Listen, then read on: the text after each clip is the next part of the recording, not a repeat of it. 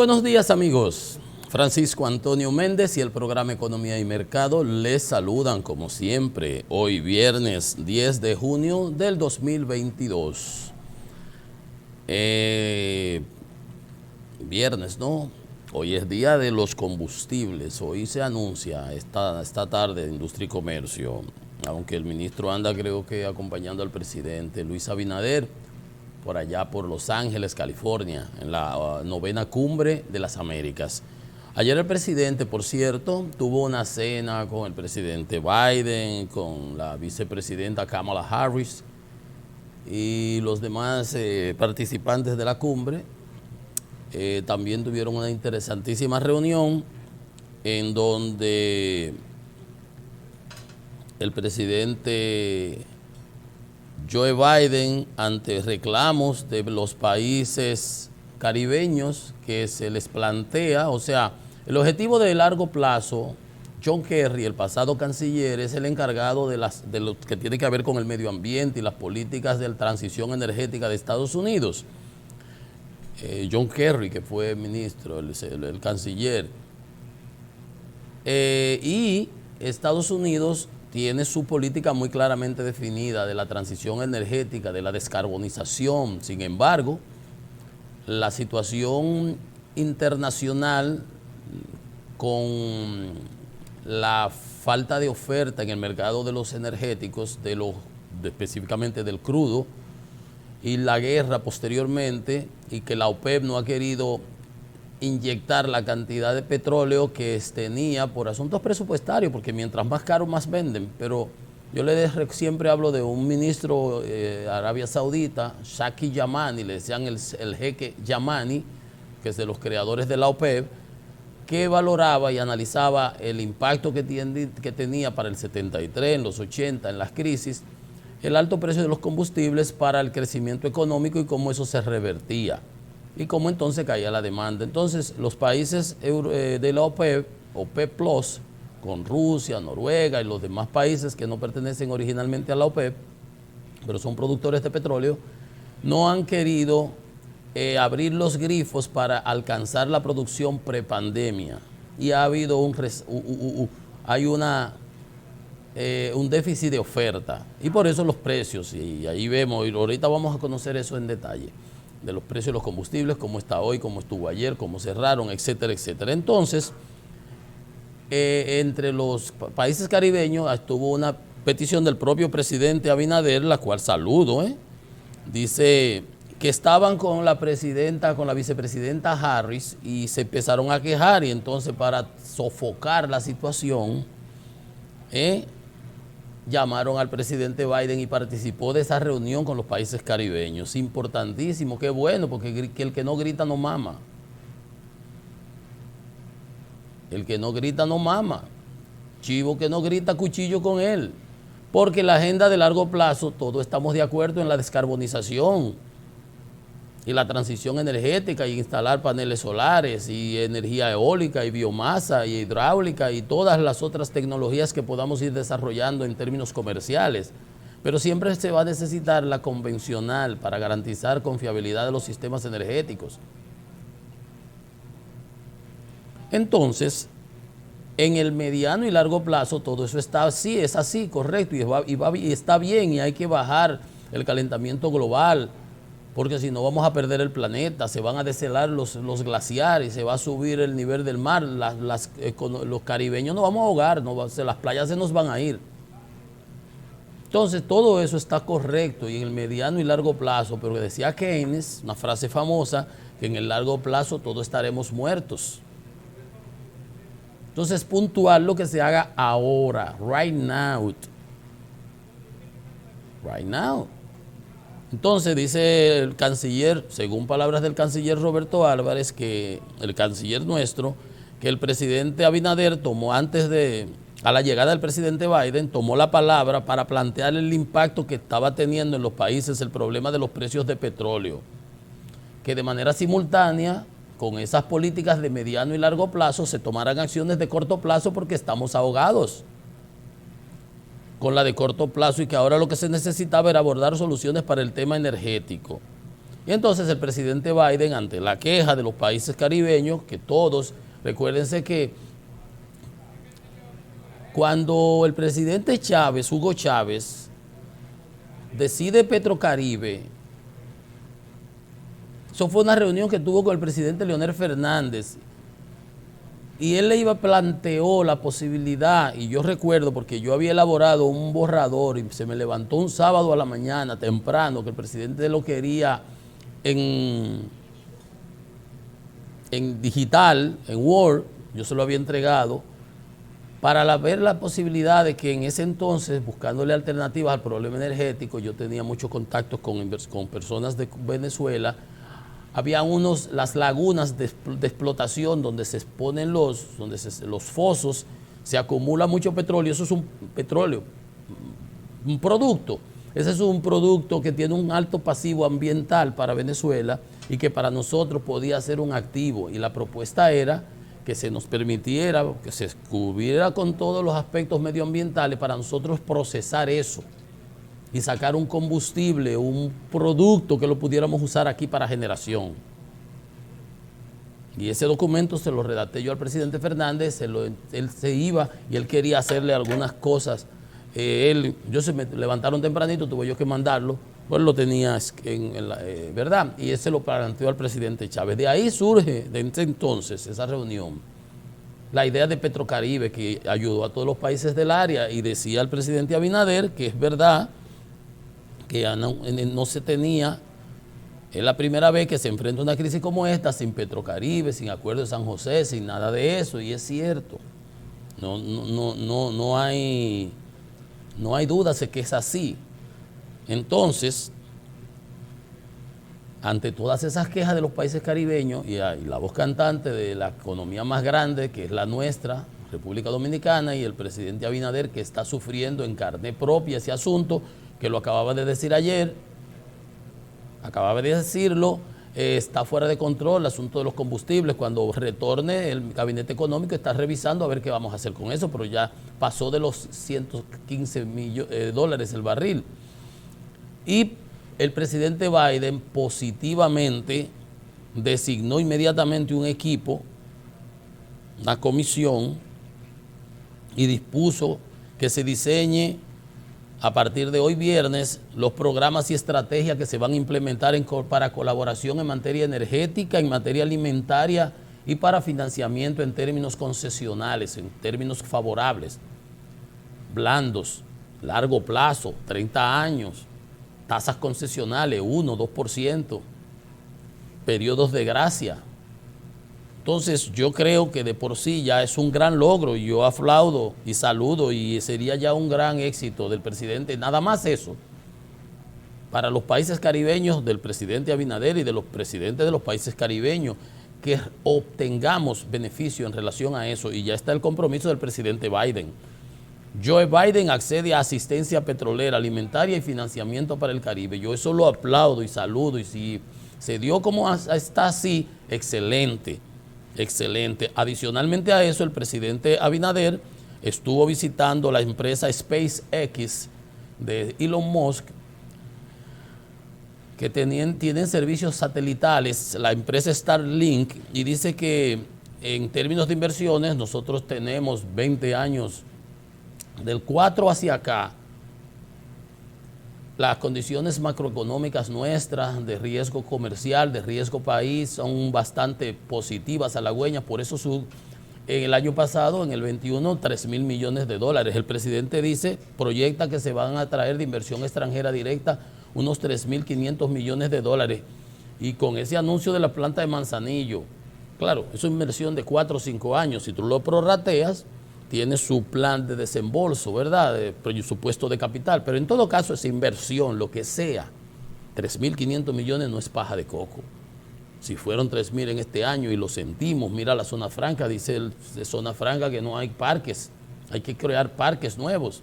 Hubo que habilitar uno en Salcedo que estaba ahí abandonado, y qué bueno, qué bueno. Entonces, está dando fruto, dice el presidente Luis Abinader, la alianza que hemos hecho con Panamá y Costa Rica.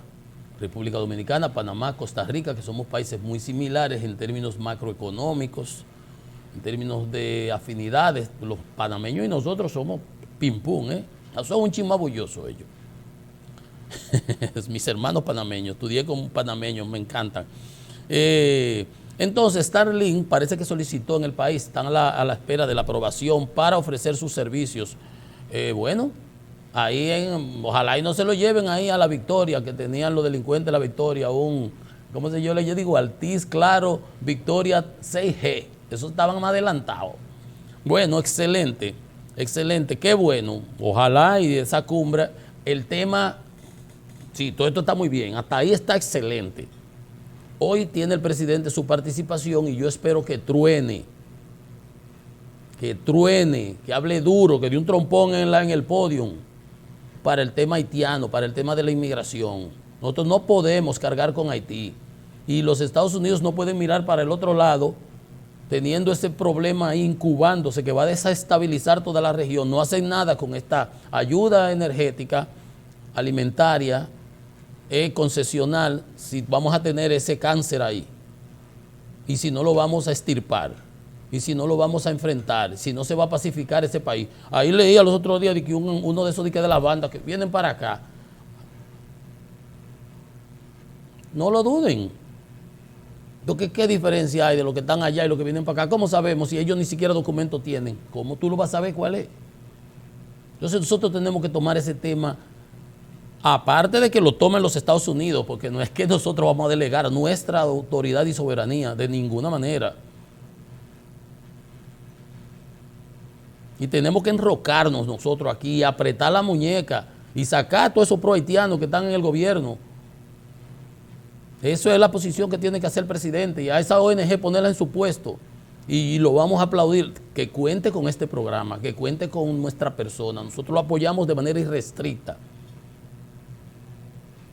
Porque nosotros si no tenemos ambigüedades en eso, usted está en este lado o está en el otro lado, ahí no hay medias tintas. Usted o es dominicano o es pro-haitiano. Usted defiende la dominicanidad, defiende nuestro país con todas sus consecuencias, en el ámbito que sea. Entonces, solamente faltaría eso. Si logramos y acompañamos el discurso con acciones concretas, le damos recursos, presupuesto, creamos ese instituto que yo digo aquí, puede ser cualquier otra cosa, pongan el nombre que le guste, para tratar el tema haitiano de manera integral, que abarque todos los aspectos y que nosotros tengamos una política. No cosita, que el presidente dijo que no se acepten las embarazadas y que a los 2 días andaban ellas ahí como perros por su casa. Tú vas a los centros médicos, la frontera lleno de haitianos. ¿Y qué es? ¿Yo pago impuestos para que los haitianos vengan a parir aquí? No. Entonces, ojalá, y lo que faltaría sería esa parte, que el presidente, pues, logre concitar el apoyo norteamericano para esa política de pacificación de Haití y de que tomen el control de esa situación ahí. Yo me sentiría extremadamente satisfecho. Bueno, no está mal, por lo pronto, lo que hemos visto en relación a la cumbre. Bueno, ayer hablaba también, parece que se vencía o se había solicitado o se contaba, periódicos decían que el caso Medusa, el que tiene que ver con Jan Alain, estaba casi venciendo, pero se solicitó una prórroga y se estaba hablando mucho de que si no presentan cargos. Y Wilson Camacho, el director del PETCA, al contrario, dijo que se va a utilizar cada segundo que se tenga disponible para preparar ese expediente, que se va a demostrar todo lo que ellos están presentando y que habrán nuevos implicados. Aquel que se fue, Cano, que era el jefe de gabinete, el que manejaba todas esas cosas oscuras allá adentro, que se fue para España, que lo agarraron allá, no lo han extraditado aún, yo no entiendo por qué eso dura tanto.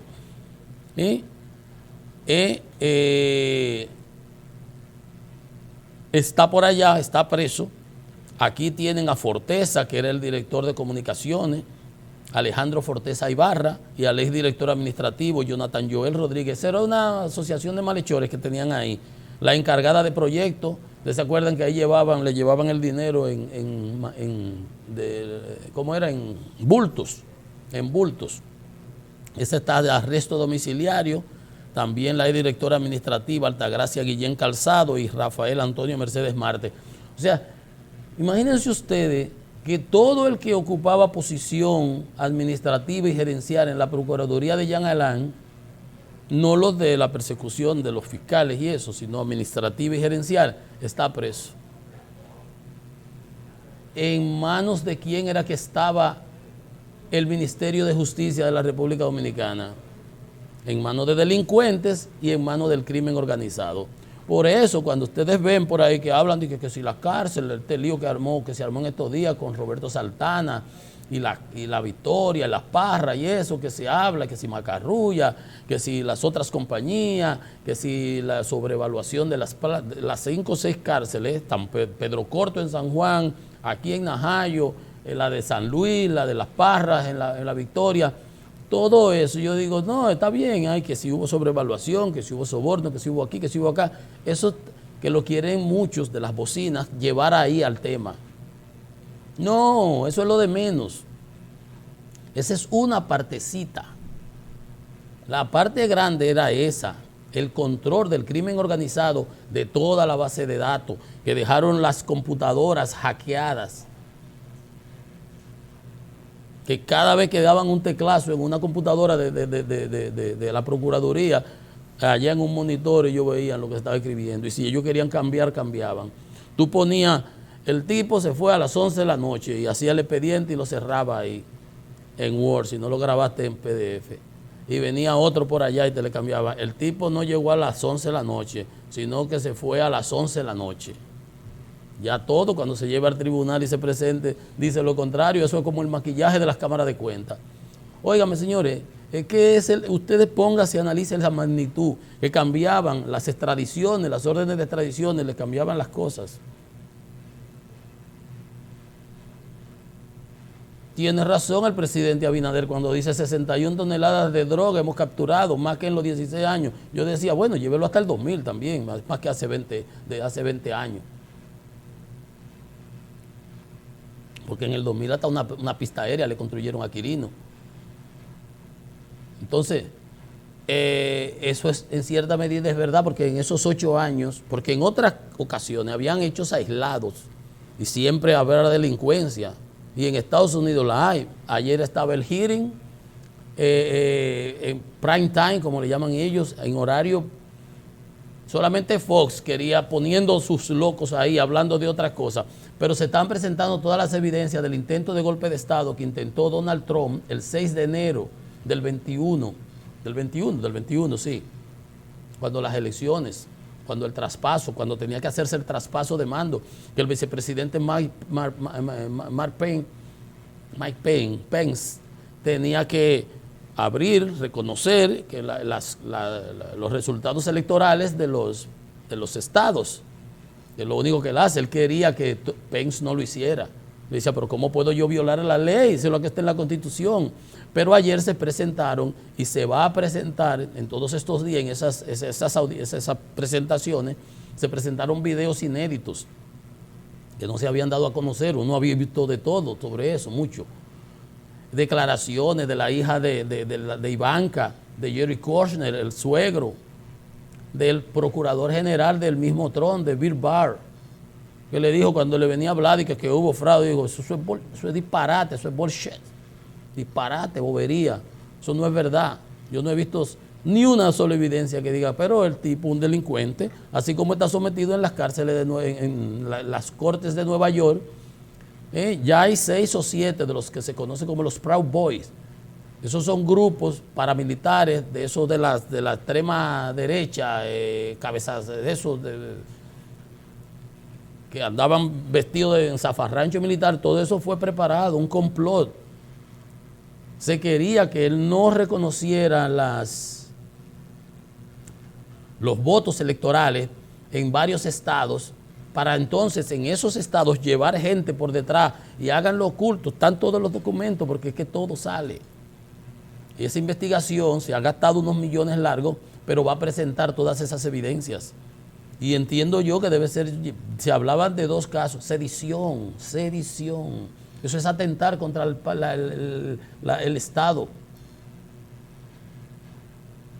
Hablaba Liz Cheney, la vice chairman del comité, que habían dos cargos que él había. O sea, el Departamento de Justicia debe estar viendo eso y seguramente va a actuar. Ya hay 4 o 5 que fueron acusados de sedición, de los Proud Boys. Y todos esos cabezas skinhead, cabezas rapadas, white supremacists, Ku Klux Klan, todos esos que apoyaban a Trump. Y lo grande y lo lamentable y lo vergonzoso es que el Partido Republicano se ha puesto detrás de este señor antidemocrático, un tipo megalómano que por poco se lleva a la democracia norteamericana de encuentro. Fue por poquito que no lo hizo. Y cuando ocuparon el Congreso, que ustedes han visto todos los videos y todas las cosas, ese desastre y el mundo entero así, atónito, en Estados Unidos, mira lo que está ocurriendo, el Capitolio.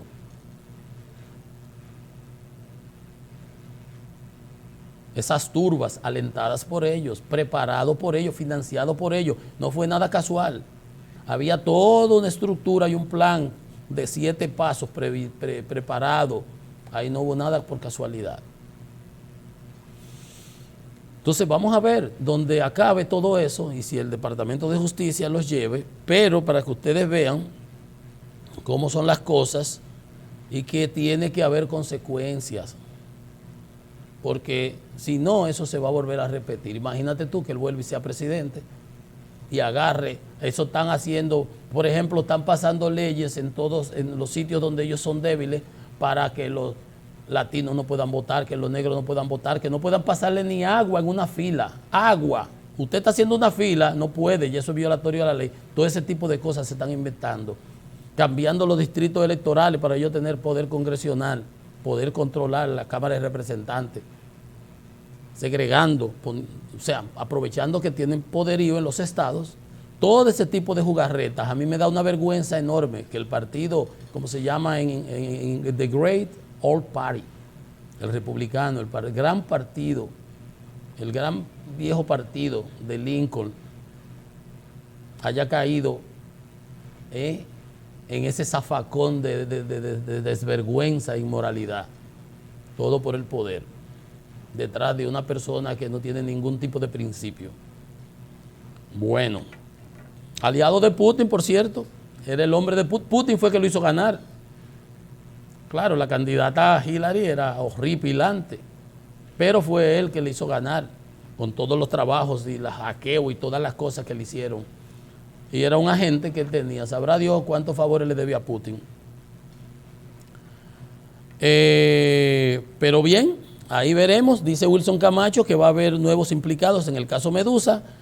Y allá en Estados Unidos ustedes ven lo que está pasando. Pero vamos a esperar, vamos a ver en dónde acaba todo esto.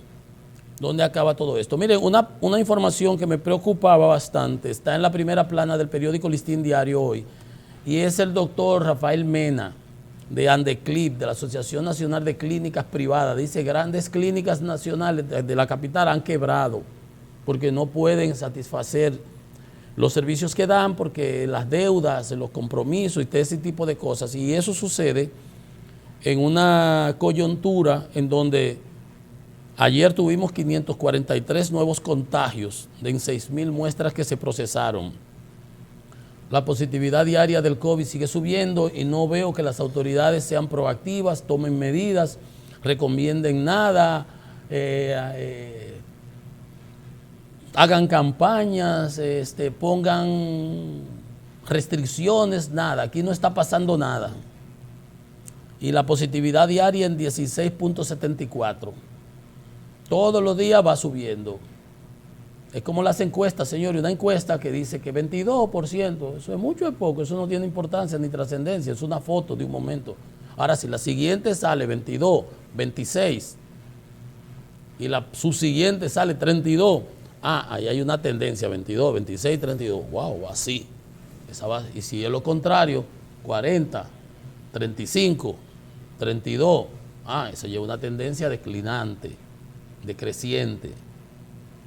Y lo importante son las tendencias. Y en este caso, en mayo teníamos 3%. 3%.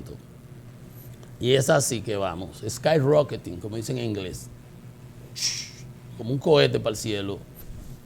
Entonces, yo no veo que las autoridades hagan realmente más que dar el boletín. Boletín 812.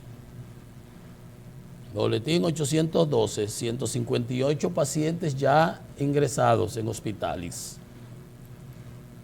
Entonces, 543 nuevos contagios en la semana, el fin de semana hubo 1000 y pico. Todos los días ya estamos sobre esas cifras.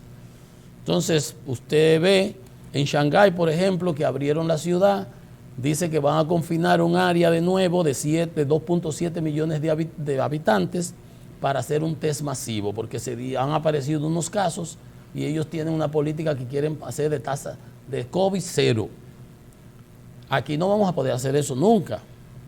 Entonces, que duraron encerrados 2 meses, acuérdense, 2 meses trancados, que ni podían ni salir, los regueros, los líos grandísimos. Bueno, 25 millones de personas confinadas. Dice que el cierre se va a levantar cuando se hayan recogido las muestras. 2.7 millones de habitantes. Nosotros no vamos a poder hacer eso nunca.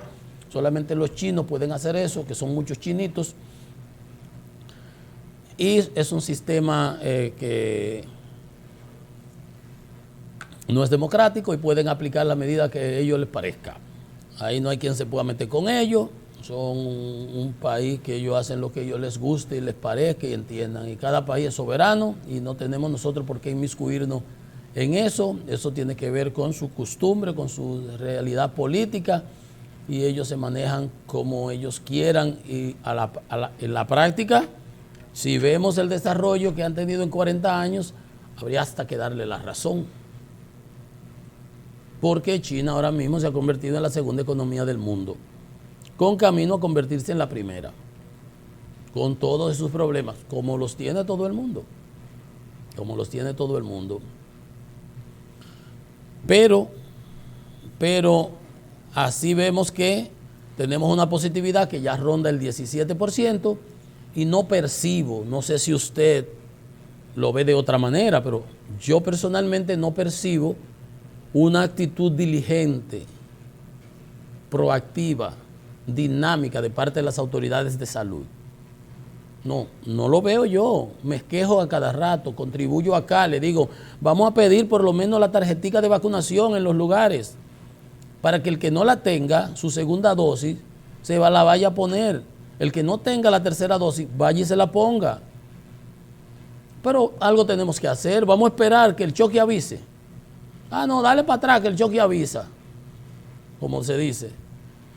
El choque, no sabemos la magnitud del choque. Es verdad que es la subvariante Omicron que anda circulando, no es tan severa, no es tan agresiva, es más contagiosa, pero no pasa de ahí. Bueno, pero tenemos cuánta gente con problemas de inmunodeficiencia, inmunológicos, no nada que ver con el VIH, pero problemas, comorbilidades y ese tipo de cosas, diabetes, alta presión, lo que tiene todo el mundo.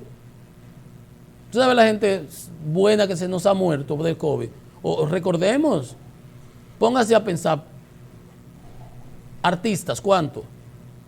Gente que usted conoce o ha oído. Se nos murió mucha gente buena. Se nos ha muerto. Y se nos seguirá muriendo. Y si las autoridades no salen adelante, que yo digo es que tenemos que ir al menos 1 o 2 pasos delante, no recogiendo lo que se cae detrás, reaccionando a las situaciones, sino anteponiéndonos a ellas, adelantándonos, previendo lo que va a suceder. Ya lo hemos visto, 6ª ola, que si es la 6ª, que si no es la 6ª.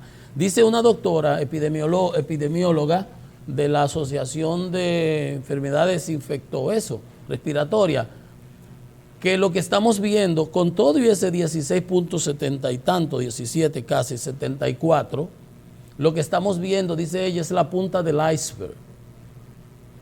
La puntita del iceberg. El iceberg es como una montaña, que abajo es que está. Ustedes ven el Titanic, la puntita, que es lo que se ve arriba, pero lo que de verdad chocó fue con una pared, una montaña.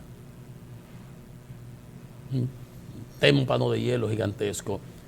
Que lo que estamos viendo es la punta del iceberg, porque hay cantidad de personas que ya compran la prueba, 270 pesos creo que te cuesta en la farmacia, y tú te haces la prueba, como la de embarazo, como la que habían antes, son muy eficaces, ya se ha avanzado hasta en el desarrollo de esos tests. Y mucha gente da positiva y no se recoge aquí. Se empieza a tratar y correcto lo que tenga que hacer. Y se aislará o lo que sea, no hay ni control porque cada cual obtempera, hace lo que tiene que hacer en función de su responsabilidad social, de su civilidad. A usted le importa contagiar a otro, usted se va a quedar en su casa. Sabemos que hay gente que no, ni se pone mascarilla. Entonces, hay muchas de esas cosas que yo pienso que se pudieran enfrentar más a tiempo, con mayor antelación. Es mi queja, y hago mi aporte diario aquí, no voy a dejar de decirlo. No voy a dejar de decirlo, porque entiendo que con eso contribuyo. Y si cae en oído, en saco roto, si cae, le entra por aquí, le sale por aquí, eso es problema de ellos, del sordo, del que no oye. Pero a la hora de la verdad, los resultados se van a ver. Si hubiéramos actuado a tiempo, podíamos tener, si vamos a tener 20,000 casos, y lo bajamos a 10, oye, excelente. Pero si vamos a tener 20,000 y si acaso se disparen 30,000 y de ahí se mueren 2 o 3, vamos a tener 300 muertos, lo que sea. No debe ser. Señores, esto es Economía y Mercado. Hacemos una pequeña pausa y venimos en breve con más.